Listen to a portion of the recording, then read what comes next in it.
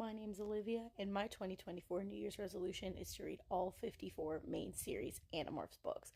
I'm a millennial. I never read them as a child, so I'm reading them for the first time, and I want you all to come on this journey with me. So let's start with book number 1, The Invasion. I ordered this book off Thrift Books, and they sent me the jankiest one. My goal for all of these is to get the original covers from the 90s. I know they've redone them, but they don't look nearly as nice. Like, these fucking transitions are iconic. Like, look at those fucking graphics. Like, that's my favorite one right there. I love that one. But anyway, let's get into it. Be forewarned, all of these book videos are going to have spoilers for the book that I'm talking about.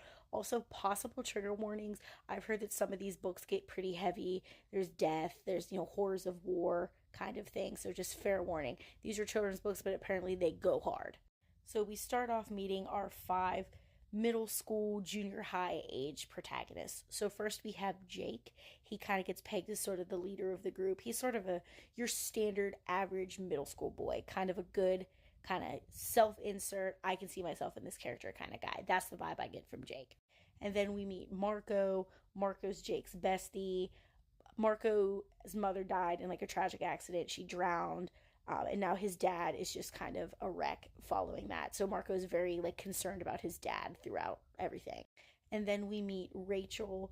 Rachel is Jake's cousin. She's kind of like your girl next door kind of character. She's a gymnast. She's athletic. She's confident and outspoken. Also, 3 pages in, we get the wackest description of Rachel from Jake. This whole book is in Jake's point of view, and this is the wackest description. Okay, so Rachel is kind of pretty, I guess. I mean, okay, she's very pretty. Although, since she is my cousin, I don't really think about her that way. Why did you even need to fucking say that? That's so bizarre. That's weird choice, but whatever. And then we meet Cassie, who Jake describes as being the opposite of Rachel. Cassie is, as far as I know, the only non-white character. I mean, Marco, I think, is described as being tan at some point, but I mean, that's ambiguous. But Cassie's explicitly described as being black. She's kind of quiet, reserved. She loves animals. Her mom is a vet and runs a wildlife rehab out of the farm they live on, and she's also a veterinarian at the zoo. Cassie also gets a crazy description by Jake that I just want to read out loud because this gave me a little bit of pause. Cassie is quieter than Rachel, more peaceful, like she always understands everything on some different, more mystical level. Is Cassie a magical Negro in the children's book? I mean, it was the 90s, so I mean, I guess we'll see as we progress. We've got 53 books to go. And then we meet our last character, who is Tobias. He's the new kid. He's kind of weird, troubled home life. His parents aren't in the picture, and he's kind of bounced between this aunt and uncle on opposite sides of the country. He also kind of Jake almost kind of views him as the pity friend. He thinks we're friends, and I just kind of let him pal around. So take that as you will. So all 5 of our kids are at the mall. They're walking home together, and they take a shortcut through a construction site. While they're going through this construction site, they witness a UFO crash. And from this UFO, a dying alien emerges. So the description of this alien, it's kind of like a centaur-esque creature, but deer centaur, not a horse centaur, cloven hooves, and its fur and skin is blue. It has 4 eyes, 2 of which are on eye stalks, like a snail on the top of its head. No visible mouth, just these 3 slits on its mouth. It also has a scorpion tail, and it communicates telepathically since it doesn't have a mouth. So it just beams its words directly into these kids' heads. So this alien tells them about our baddies of the series, the Yeerks. I believe that's how that's pronounced. And there are these parasitic slug-like creatures that basically just go into the brains of other creatures and control them. The creatures that are then possessed by the Yeerks are called controllers. So they have been lifelong enemies of the Andalites, which is what these centaur aliens are called. And this specific Andalite who we've met was injured in a fight with the Yeerks, right up near the moon. So then he's crash landed after being injured by them, and the Yeerks are now coming after him.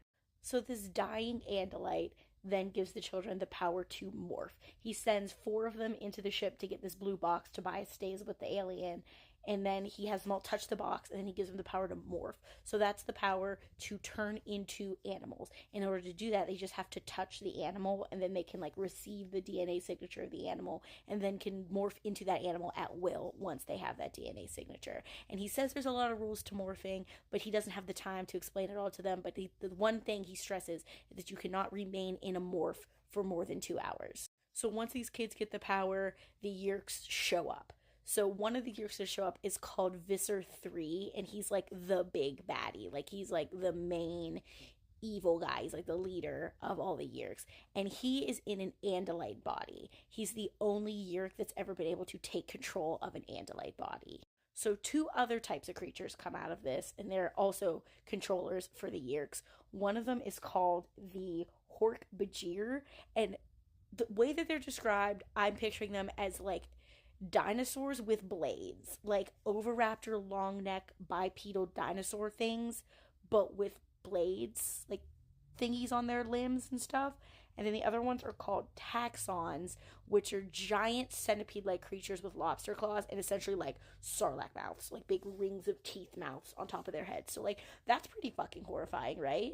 Also, they have space guns for some reason, but they find out that the plan for the Yeerks is that they're going to use the large population of Earth to increase Yeerk numbers and then take over the Andalite planet. So while they're there, they also notice that there are a few human controllers that have already been, taken over by the Yeerks. Visser 3 also reveals that this dying Andalite isn't just any Andalite, he's royalty. This is Prince Elfinger Serenial Shamtool. So, not just your regular, everyday, average guy. So Visser 3 then transforms into what I can only describe as a tentacled eldritch abomination and then eats the prince. It's horrifying. Like, body parts are flying out. It's crazy. These other controllers then attack the children, and Jake hears some of the human controllers laughing, and he recognizes a couple of their voices. So all the kids get away safe. The next morning, Tobias shows up and morphs into a cat, and then Jake morphs into the family dog, and we find out some more things about morphing, that it is a body horror nightmare. You can feel all your bones shifting around and everything, but it isn't painful. You're just aware that that's happening. You also gain all the abilities of the animal, and your mind kind of melds with the animal, so it's kind of easy to lose yourself. You also lose all your clothes when you morph, so you're naked when you turn back in to the human, which, I mean, these are children, so again, weird choice, but like I guess it makes sense. Jake also notices that his older brother Tom is acting really weird and keeps referring to something called the sharing, which seems to be some kind of like group. So the kids all convene at Cassie's family farm, and they realize that in the newspaper there are reports of UFO sightings at the construction site, but the police have brushed it off as kids fucking around with fireworks, and they're now looking for said children. So our guys realize that there are controllers in the police force, go figure, and they are now after them. So a cop shows up and starts questioning the kids, and he also mentions the sharing. So they're like, this guy definitely is a controller. The kids are kind of split on how to proceed, so they decide to kind of like think on things and then reconvene later. So Marco and Jake are back at Jake's house, and they notice that, Tom is still trying to get them to come to a sharing meeting and is asking them about the construction site and if they know what happened. So Marco's like, dude, your brother's a controller, and Jake is kind of in denial about the whole thing. So Tobias then shows up as a hawk and tells them that when they went in to get the box to learn how to morph, Elfingor told him about Yeerk pools, which is every 3 days the Yeerks have to leave their controller bodies and go to these pools to soak up these nutrients from these artificial suns called Kandronas that put particles in the water that they have to absorb to survive. So Tobias is like, we gotta find these pools because that's where we can target the Yeerks when they're vulnerable. So then they decide they're going to infiltrate the sharing beach party in order to get more information. So they show up. Tobias is like scouting overhead as a hawk. And then Jake turns into the dog so that he can just kind of be like, oh, look, it's just a stray dog. No one's going to suspect anything. And he can get some more information. So when he goes to the meeting, he sees that the principal, assistant principal Chapman, is also a controller, which like another like go figure. Authority figures are controllers. Makes sense. And he finds out that Tom is indeed a controller, and his plan is to either turn Jake or kill him because he suspects that he had something to do with the construction site. So Jake also realizes that the voices he recognized for the construction site belong to Chapman and his brother Tom. So Jake goes to school the next day and he morphs into a green anole, which is like a teeny little green lizard. Like, oh, the cover. Oh, the green lizard. So the way he found that lizard was that they caught it running around at the wildlife refuge so that he could turn into the lizard. Because again, it's important to remember that you have to touch these animals.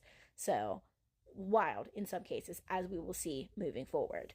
So while he's the green anole, he's able to tail Assistant Principal Chapman, who goes into a janitor's closet through a secret entrance and down into a yerk pool that is down beneath the school.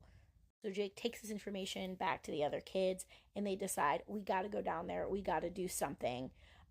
But we're going to need some better morphs because Jake heard screaming and the only animals that we have right now is Jake can turn into a dog and a tiny lizard. Rachel can turn, oh, I don't think Rachel's turned into anything yet. Rachel hasn't morphed yet. Marco hasn't morphed yet. Tobias can turn into a hawk, and Cassie can turn into a horse. Cassie's also really good at morphing, and if she wears tight enough clothes, she is not naked when she comes out of her morph. So Cassie decides, I'm going to sneak you guys into the zoo where my mom works, and we can get some better animals. And again, remember, you have to touch these animals in order to morph into them. So they go to the zoo. Cassie sneaks them back behind the scenes. So they decide, all right, let's get Marco a morph first. So they go in and Marco gives a gorilla an apple so he can touch this gorilla. And now he has a gorilla morph. So as they leave there, they then get chased by security. So they split up and Marco and Jake end up in another enclosure and are wondering, why is security no longer chasing us? Because it's the tiger enclosure. They're in the tiger enclosure. So Jake manages to touch this tiger because when you touch an animal, it kind of goes into a trance for like 10 seconds. So he touches this tiger and then they like run out of the enclosure and now Jake has a tiger morph. So like that's kind of cool. So we don't know what happened with Cassie and Rachel, but all the kids meet back up and then they decide that they're going to go and infiltrate this yerk pool. I think later that night or something like that, maybe the next day. So all the kids meet up to do this, but Cassie is missing. Nobody's entirely sure what happened to Cassie or where she's at. So they decide to just move ahead anyway, because like they got to get this done. So this is the day that Tom had mentioned that he's going to be going to the yerk pool. So Jake is also hoping that he can save Tom. When the kids meet up, they also see that Tobias is already in hog form, which is a little concerning to them because they don't know how long this shit's going to take, and you can only be in the morph for 2 hours. But he's like, don't even worry about it. It's fine.